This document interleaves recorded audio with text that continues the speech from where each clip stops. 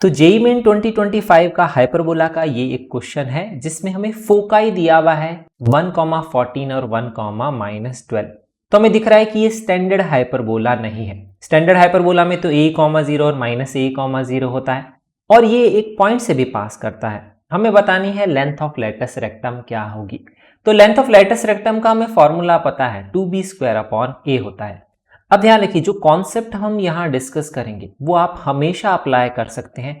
Ellipse का question है, hyperbola का क्वेश्चन है, पैराबोला का क्वेश्चन है। अगर उसमें लेंथ की वैल्यू पूछी गई है, लेंथ का मतलब हो गया length of latus rectum, distance between focus, area of triangle. तो इस तरह के जब भी क्वेश्चन आएंगे, भले वो हाइपरबोला स्लांटेड हो, पैरेलल टू एक्स एक्सिस या पैरेलल टू वाई एक्सिस हो, उससे कोई फर्क नहीं पड़ता है। ये फॉर्मूले कभी भी चेंज नहीं होते हैं। जैसे यहाँ पे मुझे दिखा हुआ है फोकाई हमें दिए हुए हैं, तो आप ओरिजिनल हाइपरबोला में नोटिस करेंगे कि फोकाई के कोऑर्डिनेट्स कैसे होते हैं और उसके हिसाब से यहाँ पे आप लिख सकते हैं। जैसे हमें स्टैंडर्ड हाइपरबोला पता है, उसमें तो फोकाई a,0 और -a,0 होता है।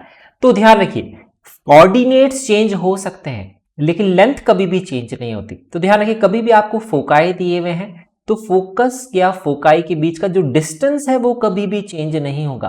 तो डिस्टेंस या लेंथ का फॉर्मूला हमेशा सेम रहेगा। तो इसीलिए मैं डिस्टेंस बिटवीन फोकाई हमेशा अप्लाई कर सकता हूं, वो 2a मल्टीप्लाई बाय सेंट्रिसिटी ही होता है।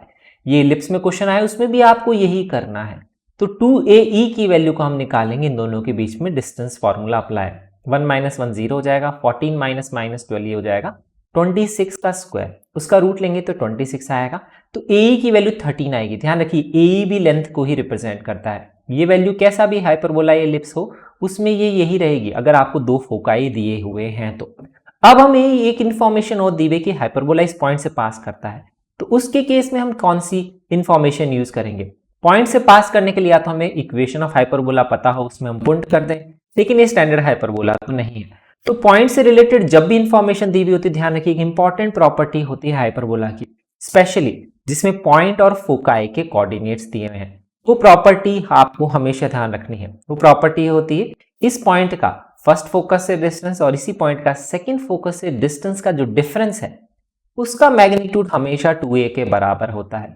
और सिमिलर टाइप का क्वेश्चन इलिप्स में भी आ सकता है, उसमें प्रॉपर्टी इस तरह से होती है। इलिप्स के केस में, इलिप्स में प्रॉपर्टी होती है, अगर आपको एक पॉइंट और दो फोकस कभी भी दिए हुए हैं इलिप्स में, तो ये प्रॉपर्टी आप हमेशा अप्लाई कर सकते हैं, PS1 + PS2, वो जो होता है 2a के बराबर होता है, क्योंकि सेम क्वेश्चन इलिप्स में भी अप्लाई किया जा सकता है। अब मैं यही प्रॉपर्टी अप्लाई करूंगा, क्योंकि देखिए मुझे पॉइंट भी पता है, S1 पता है, S2 पता है, तो इससे मेरे को a की वैल्यू मिल जाएगी। a भी हमारा यहाँ पे कोऑर्डिनेट नहीं है, ये भी लेंथ को ही रिप्रेजेंट करता है, तो हम ये फॉर्मूला हमेशा अप्लाई कर सकते हैं, कैसा भी हाइपरबोला हो। तो अब हम डिस्टेंस निकाल लेंगे PS1, 1,14 और 1,6 का डिस्टेंस। तो हमारा पता है 1,1 से तो माइनस हो जाएगा, ये 0 आएगा सेम, 14 - 6 यहाँ से आएगा 8। इसी तरह से PS2 निकालेंगे तो 1 और -1 इसको करेंगे तो 0 हो जाएगा, 6 - -12 वो आएगा 18 का स्क्वायर, उसका रूट करेंगे तो 18 आएगा। इसका डिफरेंस जो है 2a के बराबर है, तो ये आएगा 10 = 2a। a की वैल्यू आ जाएगी 5 के बराबर। अब देखिए क्वेश्चन पूरा सॉल्व ही हो गया। a पता है तो उससे हम यहाँ वैल्यू पुट करके e निकाल लेंगे 13/5। और हमेशा एक रिलेशन हम हमेशा अप्लाई करते हैं, दैट इज ऑफ इसेंट्रिसिटी। वो इलिप्स हो या हाइपरबोला हो, वो रिलेशन हमेशा अप्लाई होता है, कैसा भी इलिप्स या हाइपरबोला हो।